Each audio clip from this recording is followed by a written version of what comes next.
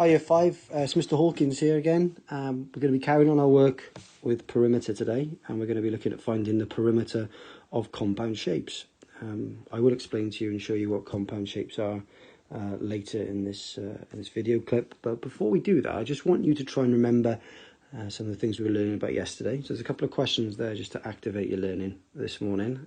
First of all, what is perimeter, and what units do we use to measure perimeter? So I'd like you to stop the video and think about the answers to those questions.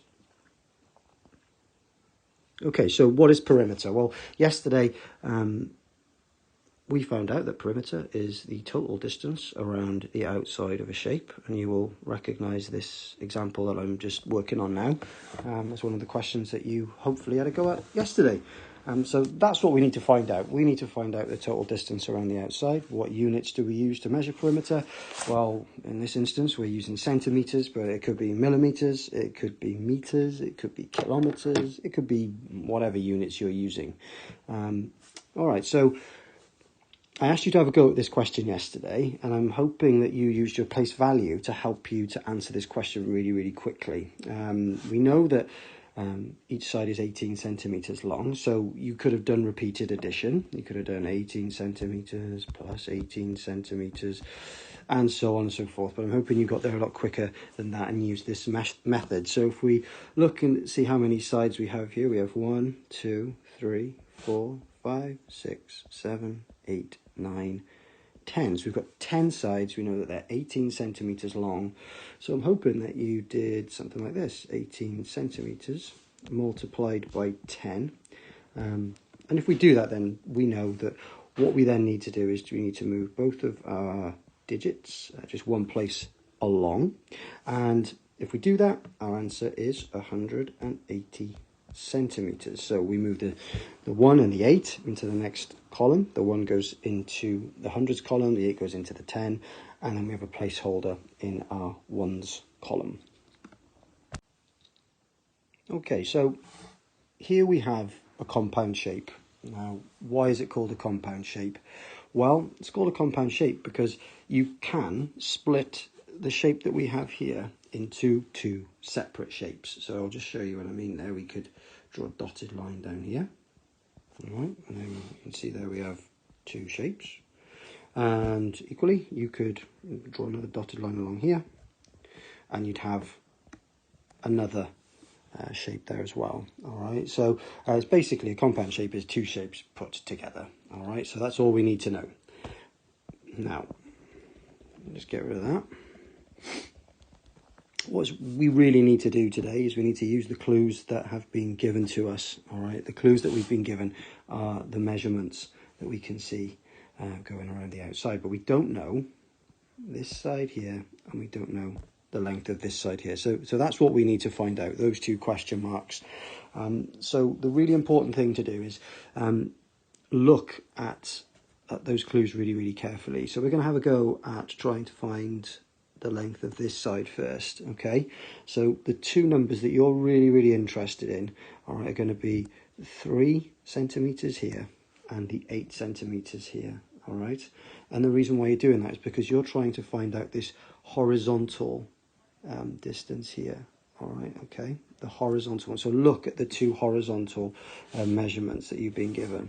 All right, now we know that the total distance, all right, from this side of the shape all the way over to this side here, sorry about my line, it's not the straightest in the world, but there we go, is 8 centimetres.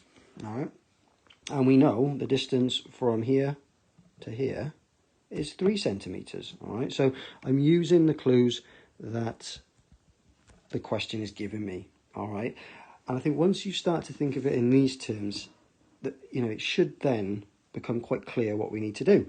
What we need to do is we need to try and find the distance, don't we? Or the difference, rather. All right, we need to find out what this measurement is here. So if we do 8, take away 3, or if we picture 3 in our head and we count up to 8, well, we're going to get the answer of 5 centimetres. Let me just rub that question mark out now because we know what we're doing there. All right. So we've now found out the length of that side.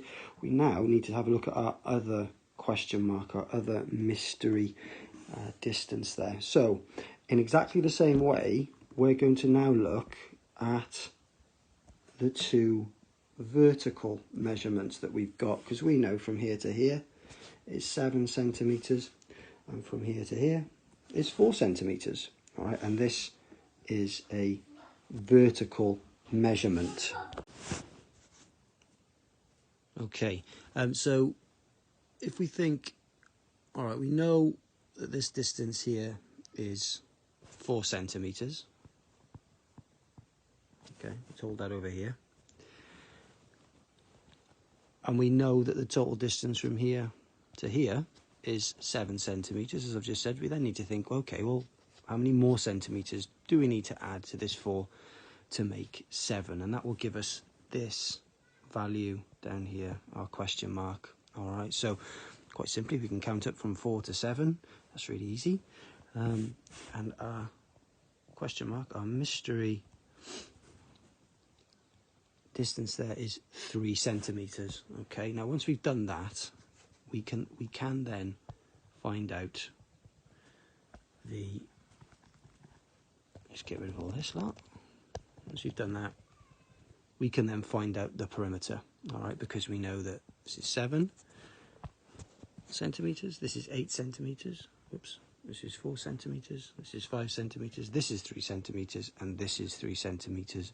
So then really it's just a matter of you taking your time, being careful, and adding up all of those measurements.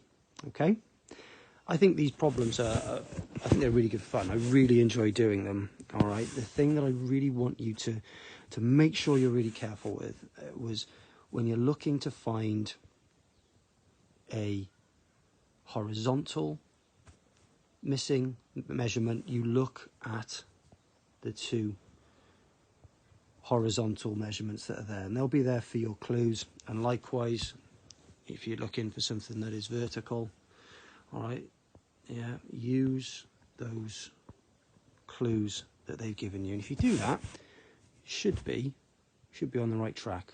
All right, so good luck with that lot. Thank you.